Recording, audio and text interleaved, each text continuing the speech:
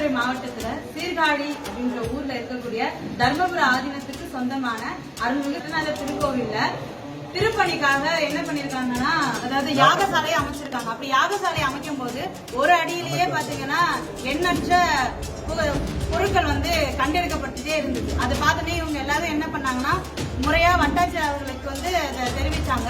வட்டாட்சியர் அதை பார்த்து முறையாக பார்த்து அதை எல்லாத்தையுமே கண்டுபிடிச்சு வச்சிருக்காங்க. என்னென்னலாம் கிடைச்சது அப்படின்னு பாத்தீங்கன்னா, திருஞான சம்பந்தர் அவருடைய பாடல்கள் அடங்கிய தேவார செப்பேடுகள். இந்த செப்பேடுகள் பத்தி நம்மளுக்கு கல்வெட்டுல குறிப்பு இருக்கு. கல்வெட்டுல என்ன சொல்லிருக்காங்கன்னா, தேவாரங்கள் செப்பேடுகள்ல பதிப்பிக்கப்பட்டிருக்கு அப்படின்ற விடயங்களை கல்வெட்டுல பதிப்பிச்சு வச்சிருக்காங்க. ஆனா இதுவரைக்கும் எந்த இடத்துலயுமே தேவாரங்கள் செப்பேடுல கிடைச்சதில்லை. நமக்கு ஓலைச்சுவடிகள்ல தான் கிடைக்குது பெரும்பான்மையா. அப்படி முதலா நமக்கு செப்பேடுல கிடைக்கிறது எங்கன்னு பாத்தீங்கன்னா, அது இந்த திருக்கோவில்ல தான். இந்த செப்பேடுகள் தான். இந்த செப்பேடுகள் மட்டும் இல்லாம தெய்வ திருமேனிகளும் கிடைக்கப்பட்டிருக்கு. அது மட்டும் இல்லாம பூஜை பொருட்களும் கிடைக்கப்பட்டிருக்கு. 50க்கும் மேற்பட்ட பூஜை பொருட்களும் தெய்வ திருமேனிகள் ஐம்பொன் சிலைகள் ஒரு 23 கிடைச்சிருக்கு. அதுக்கப்புறம் 55 தெய்வ திருமணிகளும் கிடைச்சிருக்கதா தகவல் கிடைச்சிருக்கு. இன்னும் முறையாக இது பராமரிப்பு பணியை தொடங்கல. முறையாக பராமரிப்பு பண்ணி தொடங்கும் போது இதை பத்தின முழு விவரமும் நாங்க உங்களுக்கு கொடுப்போம். இப்ப அடுத்து இது என்ன இப்ப நடந்துட்டு இருக்கு அப்படின்னு பாத்தீங்கன்னா, நேற்று கண்டெடுக்கப்பட்ட இந்த பொருட்கள் எல்லாத்தையும் வட்டாட்சியர் முறையாக பராமரிச்சு வச்சுட்டு போனாங்க. இப்ப அவருடைய சீர்காழி வட்டாட்சியர் அவருடைய முன்னிலையில இந்து சமய அறநிலையத்துறை கீழே தமிழ்நாடு முழுக்க இருக்கக்கூடிய திருக்கோயில்கள்ல கலாய்வு பண்ணி ஓலைச்சுவடிகள் செப்பேடுகள் இவையெல்லாம் கண்டெடுக்கப்பட்டுச்சுன்னா அதை முறையாக பராமரித்து பாதுகாத்து நூலாக்கம் பண்றதுக்காக திருக்கோயில்கள் மடங்கள் ஓலைச்சுவடிகள் பராமரிப்பு பாதுகாப்பு நூலாக்க திட்டப்பணி அப்படின்னு ஒரு திட்டப்பணி அமைச்சிருக்காங்க. சீர்காழி கோவிலில் கிடைத்த சோழர் கால பொக்கிஷங்கள் யாருக்கு என்ற மோதல் தொடங்கியுள்ளது. இதுவரை கிடைத்திராத அரிய செப்பேடுகளில் தமிழுலகம் கண்டிராத பாடல்கள் இருக்கும் என்ற எதிர்பார்ப்பும் எழுந்துள்ளதால் பரபரப்பு தொற்றிக் கொண்டுள்ளது.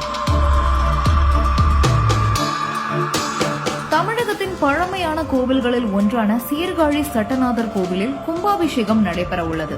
இதற்கு யாகசாலை அமைக்க அஸ்வார பள்ளம் தோண்டினார்கள்.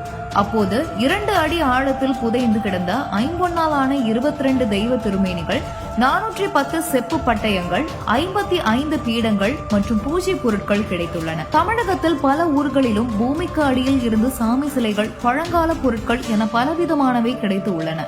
ஆனால் சீர்காழியில் கிடைத்தது போல செப்பேடுகள் இதுவரை கிடைக்கவில்லை என்கிறார்கள் ஆய்வாளர்கள். இந்த நிலையில் இப்போது இந்த பொக்கிஷங்கள் யாருக்கு சொந்தம் என்ற மோதல் தொடங்கியுள்ளது. சட்டநாதர் கோவில் தர்மபுரம் ஆதீனத்துக்கு சொந்தமானது. இதனால் அந்த கோவிலில் கிடைத்த பொக்கிஷங்கள் எல்லாம் தங்களுக்கே சொந்தம் என ஆதீனம் கூறுகிறார். ஆனால் பூமிக்கு அடியில் இருந்து கிடைக்கும் பொக்கிஷங்கள் அனைத்துமே அரசுக்கே சொந்தம் என சட்டம் உள்ளதாகவும், இதன் அடிப்படையில் அந்த பொக்கிஷங்கள் எல்லாம் அரசுக்கே உரியது என்றும் மாவட்ட வருவாய்த்துறை கூறியுள்ளது. வருவாய்த்துறை உரிமை கோரியுள்ளதற்கு இந்து மக்கள் கட்சியும் கண்டனம் தெரிவித்துள்ளது.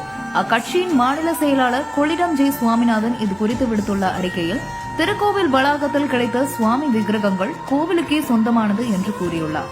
தொல்வியல் துறையினர் இது குறித்த ஆய்வுகளை சுதந்திரமாக எப்பொழுது வேண்டுமானாலும் மேற்கொள்ளலாம் என்றும், அதுக்கு எந்தவித தடையும் இல்லை என்றும், ஆனால் கோவில் வளாகத்தில் கிடைத்த தெய்வத்தன்மை வாய்ந்த பொருட்கள் கோவிலில் வைத்து ஆய்வுகளை மேற்கொள்ள வேண்டும் என்றும் அவர் வலியுறுத்தியுள்ளார். கோவில் வளாகத்தில் கிடைத்த ஐம்பொன் சுவாமி சிலைகள் மற்றும் பட்டயங்கள், பூஜை பொருட்களை கோவிலுக்கே சொந்தமானதாக அறிவிக்க வேண்டும் என்றும், மாறாக கோவில் வளாகத்தில் கிடைத்த விக்கிரகங்களை வேறு துறைக்கு உரிமையுள்ளதாக்க முயற்சித்தால் தமிழகம் முழுவதும் இந்து மக்கள் கட்சி ஜனநாயக வழியில் அறப்போராட்டங்களில் ஈடுபடும் என்றும் அவர் தெரிவித்துள்ளார். சிதம்பரம் நடராஜர் கோவிலில் வைக்கப்பட்டிருந்த தேவார சுவடிகள் மாமன்னன் ராஜராஜ சோழன் மீட்டு பாதுகாத்தார் என்பது வரலாறு. அதை அழியாமல் பிற்கால மக்களிடம் கொண்டு சேர்க்க வேண்டும் என்பதற்காக செப்பேடுகளில் எழுதி வைத்தார் என்று சோழர்கள் வரலாற்றில் கூறப்பட்டுள்ளது. ஆனால் இதுவரை அதற்கான ஆதாரங்கள் கிடைக்கவில்லை. இப்போது சட்டநாதர் கோவிலில் தான் முதல் முறையாக 410 செப்பேடுகள் கிடைத்துள்ளன. அவற்றில் திருஞான சம்பந்தர் பாடிய 62 பதிகங்களுடைய 620 பாடல்களும் இருப்பதாக கூறுகிறார்கள். தற்போதைய மக்களிடையே பழக்கத்தில் இருக்கும் தேவார பாடல்களை தவிர புதிய பாடல்கள் எதுவும் உள்ளதா என்ற கேள்வி ஆன்மீகவாதிகள் இடையே இப்போது எழுந்துள்ளது.